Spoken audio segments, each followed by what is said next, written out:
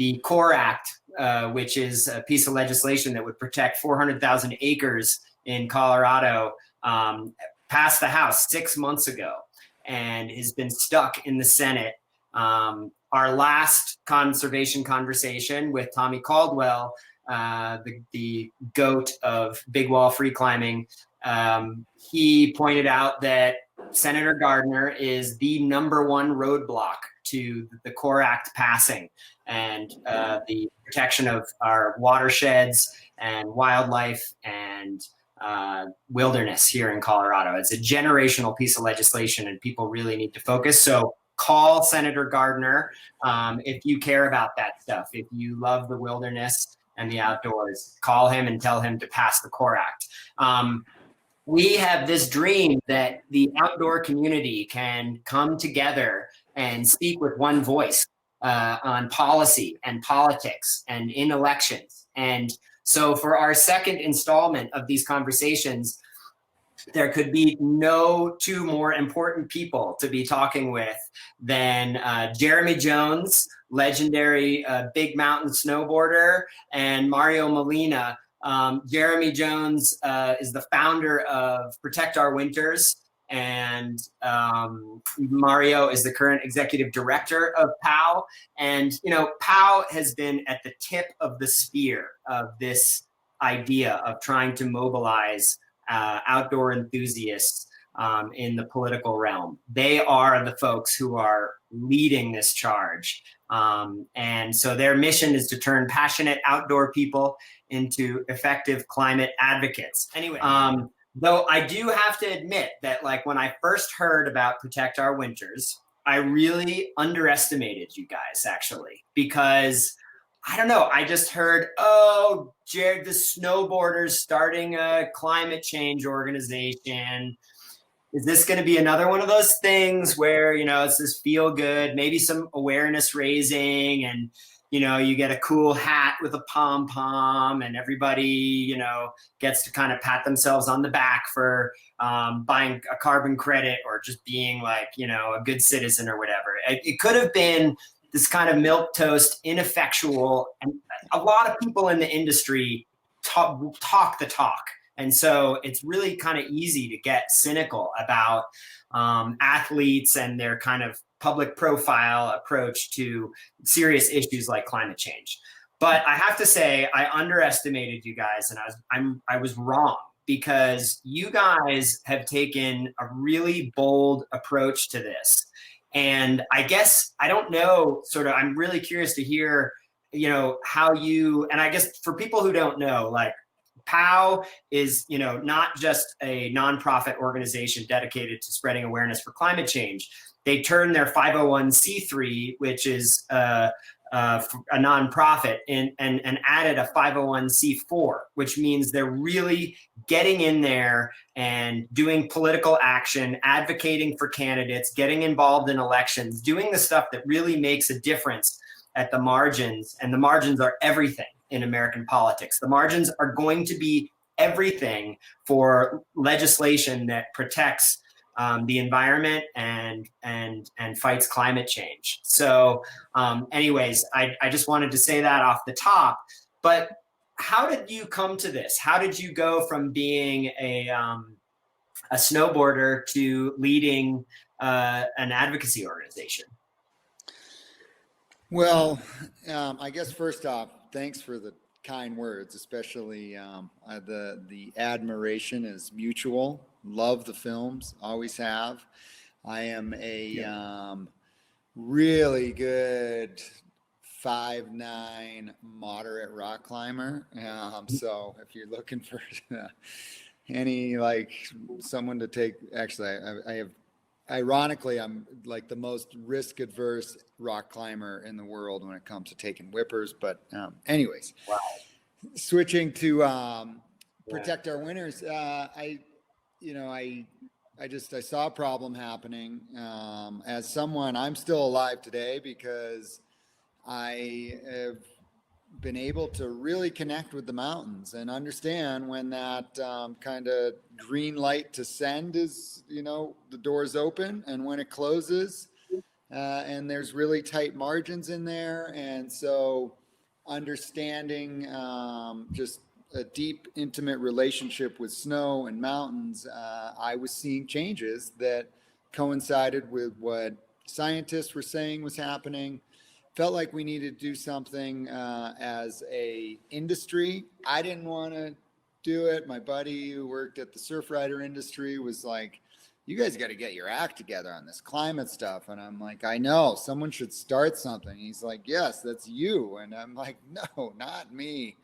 But I'm smart enough to know what I don't know. And I guess, you know, I started POW, but quickly was like, reached out to experts in the field and was just like, you got to get over people saying no and just not be afraid to ask, like, hey, I'm starting this organization to slow down climate change. Do you want to be a part of it? And I'd find names in magazines or what have you and try to and get to them. And people said yes, and got really leading scientists involved.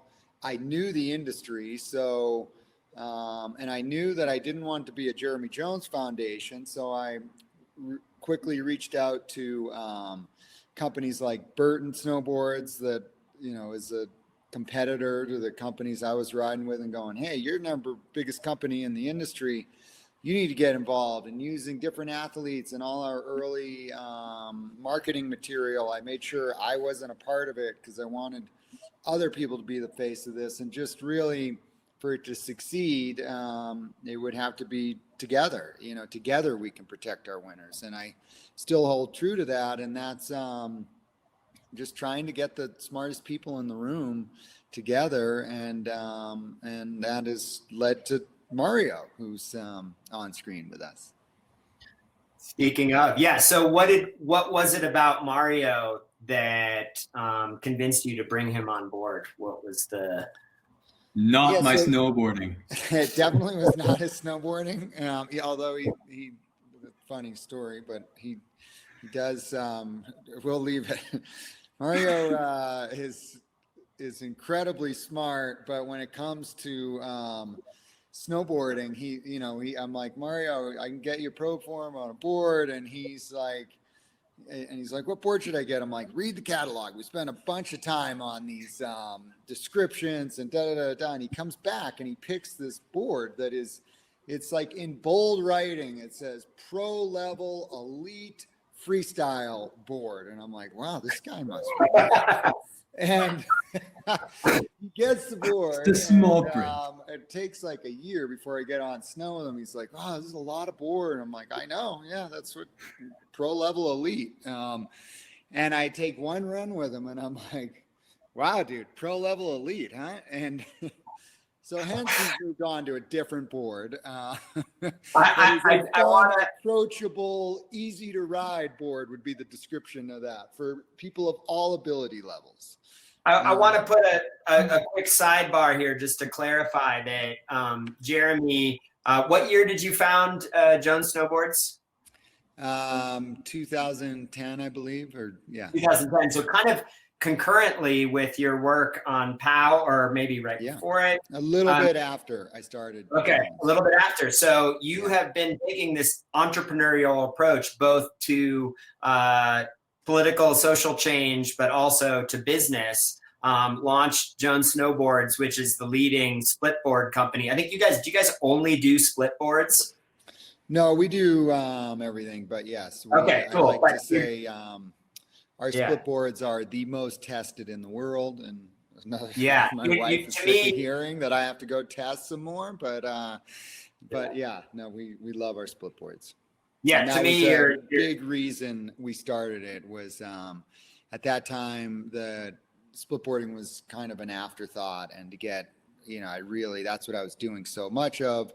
I just wanted really high end split boards. So the first board was called a Solution, and for people who don't know, split boards are snowboards that you can break in two so that you can skin up mountains and do totally human powered skiing without the use of lifts. It's a more environmentally friendly and much more athletic form and adventurous form of snowboarding. So that's awesome. Okay, so anyway, back to Mario. Sorry to throw you under the snowboard bus, but I will say That's all right. We'll rope up someday. I think exactly when it comes to getting on rock, that's an extreme role reversal to the highest level, and I guess it's like Mario having this,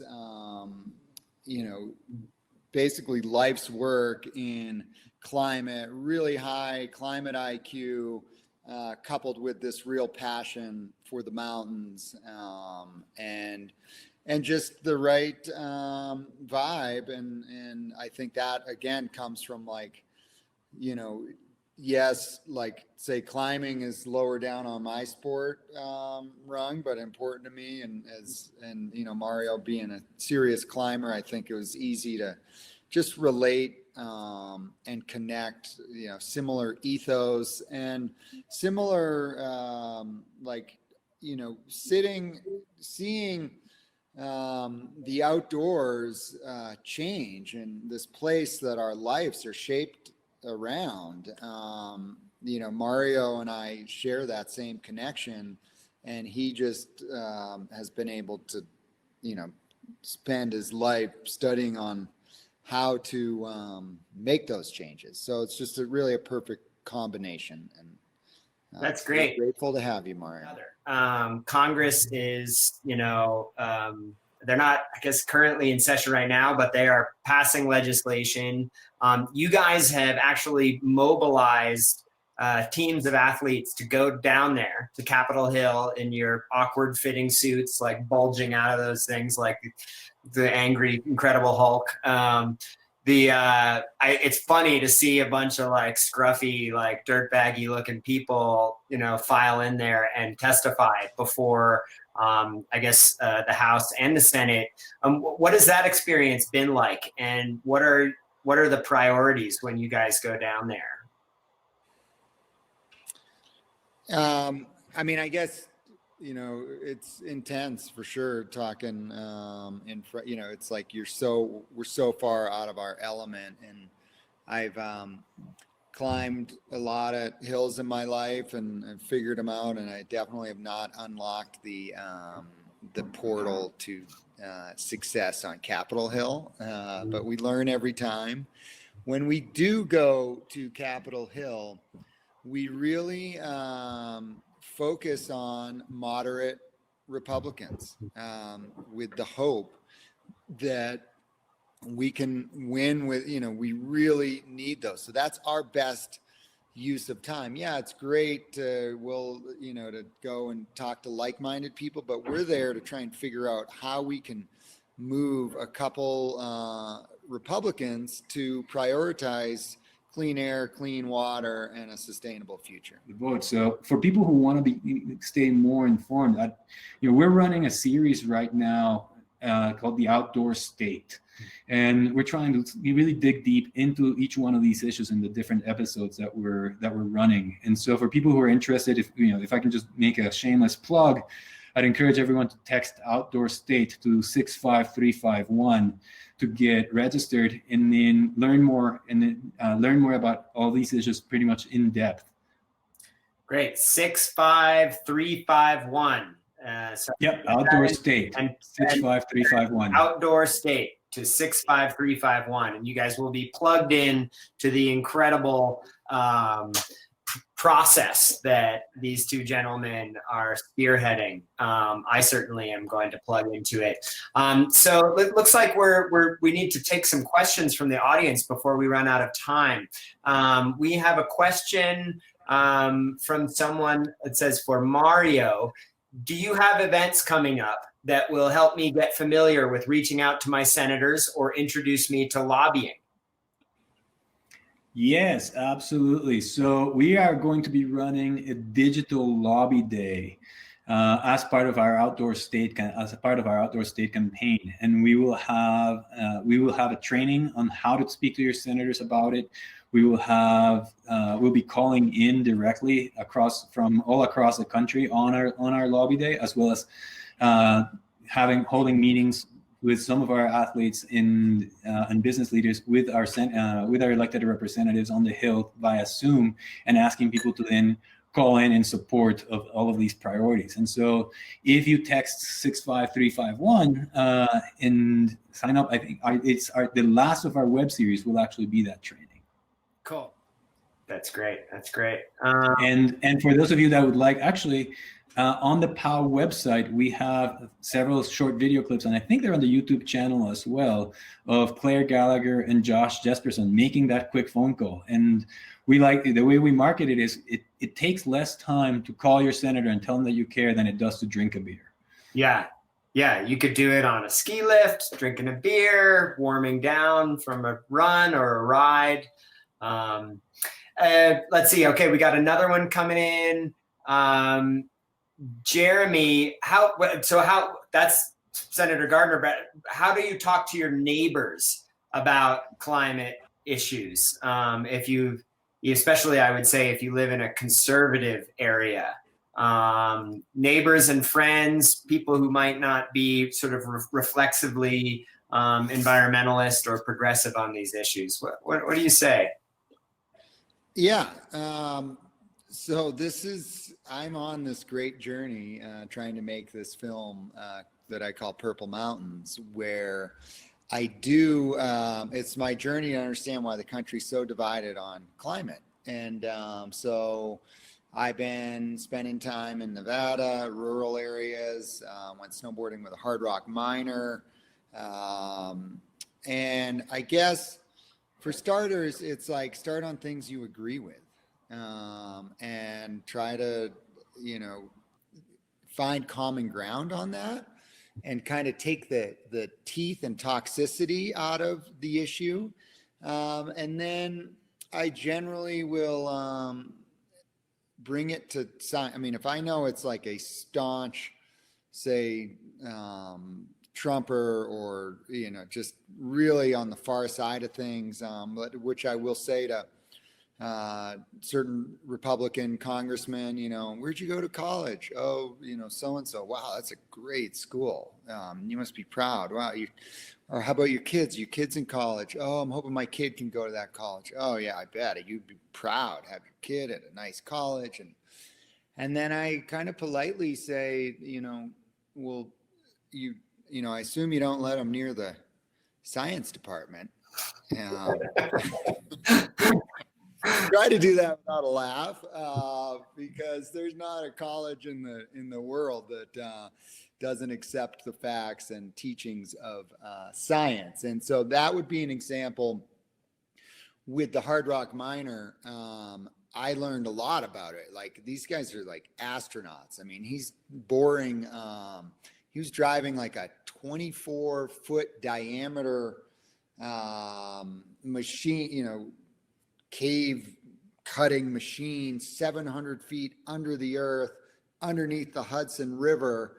And I'm like, dude, that is like as cutting edge science as you can get. And he's like, absolutely. We got science, we got engineers. And I'm like, that science is coming out of the same colleges that the climate science is coming out of. Well, just remember that it's been over 6 months since the CORE Act it passed the House of Representatives. It's stuck in the U.S. Senate. It hasn't even been debated because Senator Cory Gardner, your senator from Colorado, will not bring it to the floor to debate, will not support it, will not champion it with the Trump administration. So write his office to push him to pass that legislation and remind. And after you've called, make sure your friends call him. Great point. So folks, stay tuned. We're going to do more of these conservation conversations. Stay tuned to our feed and the feed of Rocky Mountain Values, who's been sponsoring these, and look forward to seeing you all again. Thanks, Mario. Thank you. Stay safe and healthy, everyone. Take care.